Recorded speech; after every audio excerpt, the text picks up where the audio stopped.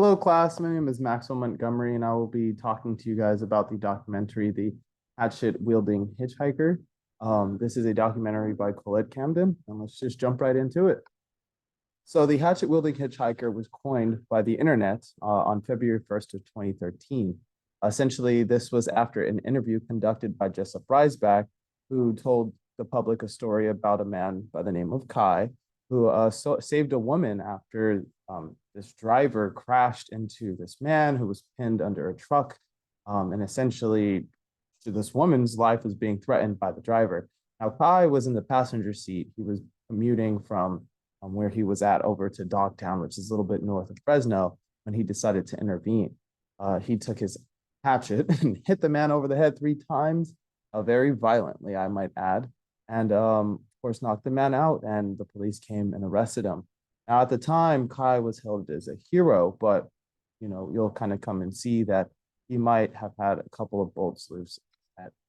So he became famous after this interview, and some Hollywood execs tracked him down and they offered to give him his own reality TV show. He was on the Jimmy Fallon show. He guest starred on a movie trivia show, and he even had his own surf show on the internet.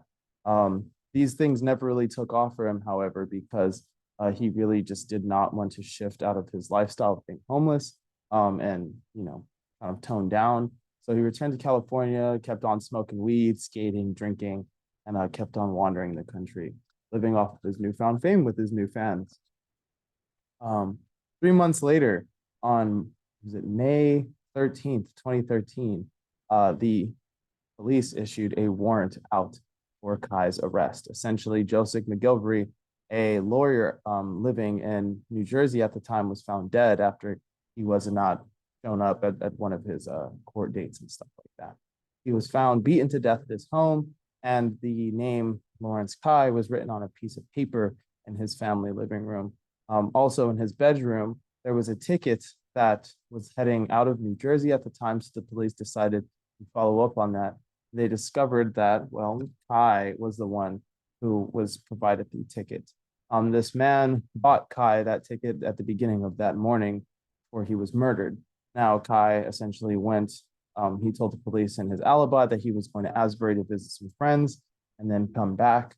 Kai allegedly claimed that the night before he had left, he was drugged and raped. But he still returned to the home. Why? Kai was arrested on the 16th and confessed to the murder of Joe Galfy, saying that he had beaten the man after he had tried to drug and rape him a second time. He said that Galfy was in his underpants when he woke up in the middle of the night and trying to pull his pants down, which prompted the abuse. Now, what struck police as odd is that if he was drugged the night before, why would he return to this man's house after leaving and then, get drugged a second time? I think that's a very plausible way of reasoning.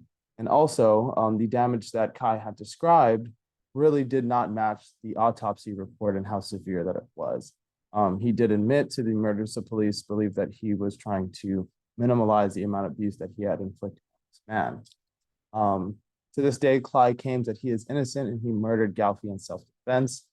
He claimed that he had this metallic taste in his mouth, but they had done a toxicology report, which showed that there was nothing in his bloodstream. He was not drunk the night before. He didn't get drugged of any sort.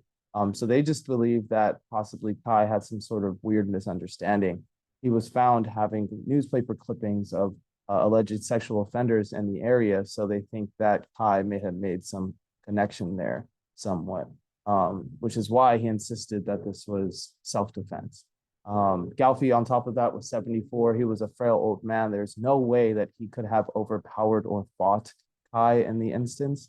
So all of this added up, plus Kai's self-testimony kind of contradicting the logic he was trying to imply with his innocence, all led to his conviction. All of these Hollywood execs were really surprised, but essentially the reason why they didn't move forward was because Kai's behavior was very violent and erratic. So I don't think that the fame or fortune really changed him or empowered him in any way to commit this murder. I just think that I don't know. I just think that this was kind of just a ticking time bomb waiting to happen. And his fame really contributed to having more access to people. And unfortunately, this old man's life was taken. Thank you. Have a wonderful night.